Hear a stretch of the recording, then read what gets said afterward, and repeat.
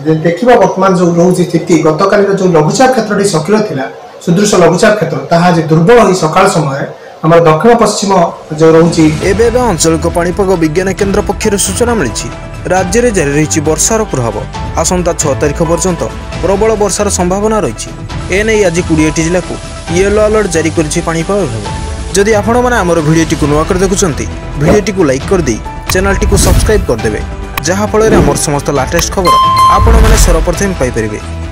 राज्य में किछि दिन होला वर्षा जारी रही आसंता 6 तारिख पर्यंत यह जारी रहिबार संभावना रही आंचलिक पाणीपाग विज्ञान केन्द्र तरफ यही सूचना दी जाइछि। पाणीपाग विभाग पक्षर आज सुंदरगढ़ झारसुगुड़ा और संबलपुर जिला को प्रबल वर्षा अलर्ट जारी कर